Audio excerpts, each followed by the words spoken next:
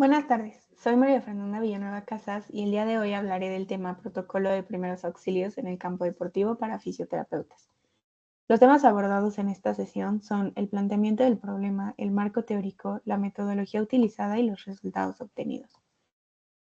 La fisioterapia cada día está más presente en el campo deportivo, por lo que es importante que los fisioterapeutas estén capacitados en materia de primeros auxilios para que en caso de surgir un accidente puedan brindar atención de primer contacto de manera oportuna y los tratamientos de manera adecuada.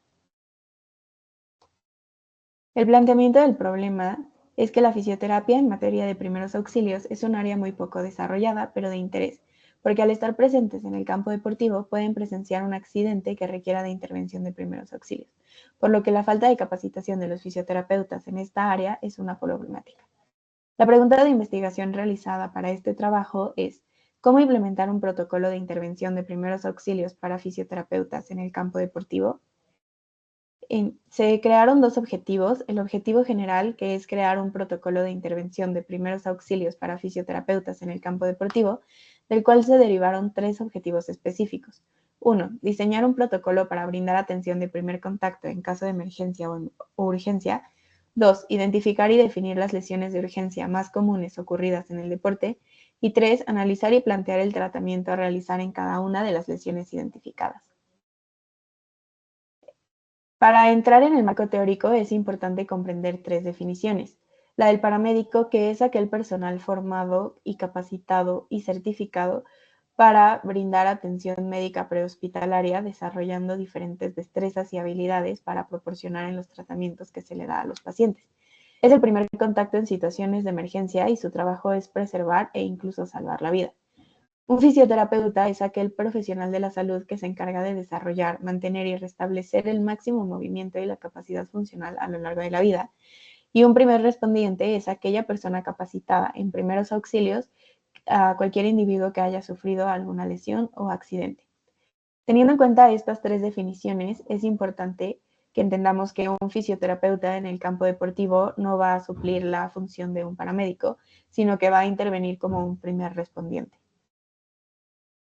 Antes de entrar con las lesiones más comunes, es importante que el primer respondiente realice una evaluación primaria en la cual primero deberá revisar la escena. Es importante que el entorno en el que se encuentra para brindar la atención es segura, porque si al intervenir el fisioterapeuta está en un lugar inseguro, es probable que sufra algún accidente y en vez de tener un paciente se cuente con dos. Una vez realizada la evaluación de la escena, teniendo en cuenta que todas las escenas son dinámicas y una escena segura se puede tornar insegura, iniciaremos con la evaluación primaria del paciente, en la cual al momento de acercarnos evaluaremos el estado de conciencia con la ayuda de la mnemotecnia ABDI, en la cual realizamos diferentes estímulos y debemos evaluar si se encuentra alerta, si responde a un estímulo verbal, a un estímulo doloroso, o si bien no responde a ningún estímulo y esto nos indica que el paciente está inconsciente. Una vez realizada la evaluación del estado de conciencia, realizaremos una exploración un poquito más detallada del paciente, en la cual deberemos evaluar si se cuenta con alguna hemorragia que ponga en peligro la vida, la cual deberá ser controlada antes de continuar con el tratamiento del paciente o con la evaluación del paciente en este caso. Posteriormente de revisar las hemorragias, continuaremos revisando la vía aérea del paciente, que es que ningún objeto esté obstruyendo su vía aérea, que respire de manera óptima. Y después de esto evaluaremos la vía aérea del paciente, más bien la ventilación del paciente, que es evaluar cómo está respirando, si sus ventilaciones son simétricas, es decir, que el tórax se expande de ambos lados de manera simétrica, si son superficiales, si son lentas, si son rápidas, etc. Y por último, evaluaremos toda la parte de circulación del paciente, es decir, el pulso del paciente, ya sea en el cuello o en la muñeca, la coloración de la piel, la temperatura de la piel y el llenado capilar. Entrando en las lesiones más comunes, la primera que tenemos son los esguinces, que es una ruptura parcial o total de uno o más ligamentos. Estos se clasifican en 3 grados, el grado 1 siendo que no hay ruptura de las fibras, pero que ocasiona dolor, puede haber inflamación y edema leves y no genera ninguna incapacidad funcional. El segundo grado es una ruptura parcial de las fibras del ligamento involucrado y puede haber equimosis, dolor, inflamación, edema moderados y genera una incapacidad funcional leve. Y un tercer grado, que es la ruptura total de las fibras del ligamento, en la que el edema, la inflamación y la equimosis son severas. También incluye dolor y hay hematoma y equimosis. Y bueno, es una ruptura total. Hay un grado 4 que no se toca en este trabajo de investigación, pero es importante mencionarlo, que es el grado 4, donde además de haber una ruptura total de los ligamentos, hay una luxación de la articulación.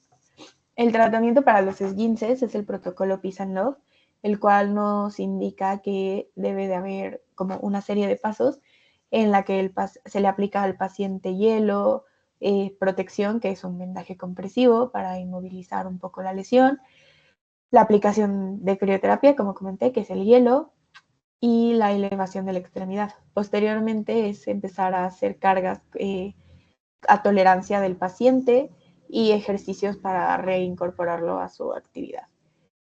Y nos indica este protocolo que no se debe retrasar la administración de antiinflamatorios lo más posible, pero no es como una prohibición. Posteriormente tenemos las fracturas, que es la pérdida de la continuidad del tejido óseo, en donde podemos tener dos clasificaciones, la abierta y la cerrada.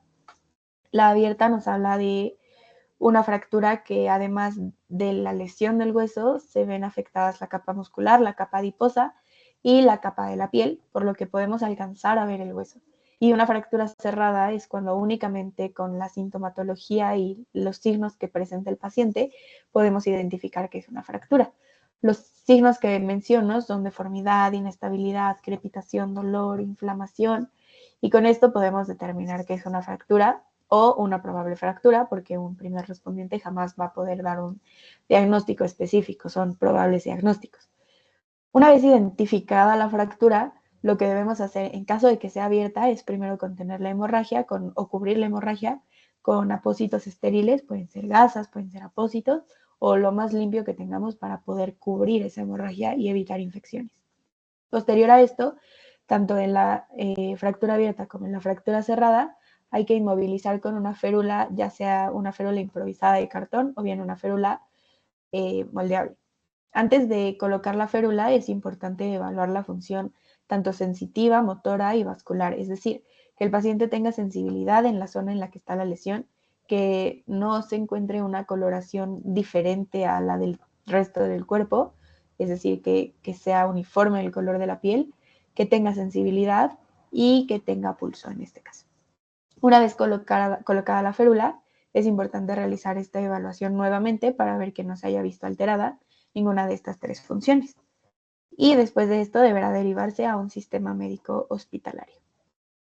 Las heridas es una discontinuidad de la piel y otros tejidos y bueno, generalmente estas pueden tener algún tipo de hemorragia considerable o no, pero es importante que si hay una hemorragia primero se contenga y en caso de que la hemorragia no sea significante, debemos realizar una asepsia con cualquier antiséptico que tengamos. Y lo que vamos a hacer es con una gasa estéril humedecerla o mojarla completamente del antiséptico y en manera de espiral, empezando desde el centro de la herida, hacer movimientos en espirales hasta lo más externo de la herida para barrer las bacterias y evitar una infección.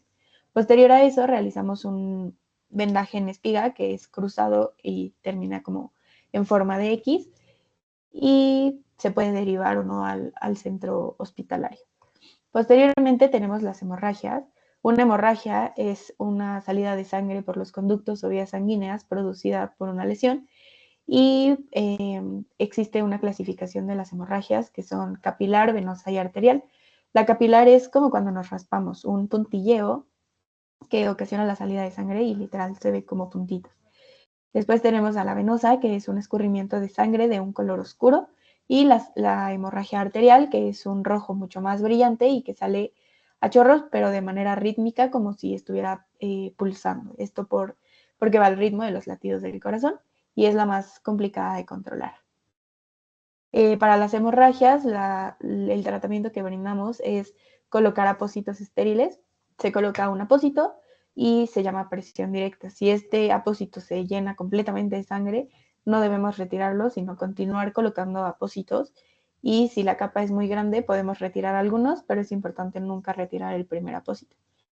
Después de hacer la presión directa, debemos realizar un vendaje compresivo de manera circular para dar mayor compresión y soporte y poder permitir la coagulación de la herida. Y debemos derivar a un centro hospitalario. Posteriormente tenemos el golpe de calor, que es cuando el paciente presenta temperaturas corporales mayor a 40 grados centígrados y puede provocar sintomatología del sistema nervioso como delirio, convulsiones, desmayo, mucha sed, sudoración, etc. Y el tratamiento es primero mover al paciente del lugar, si es posible, a un lugar más fresco.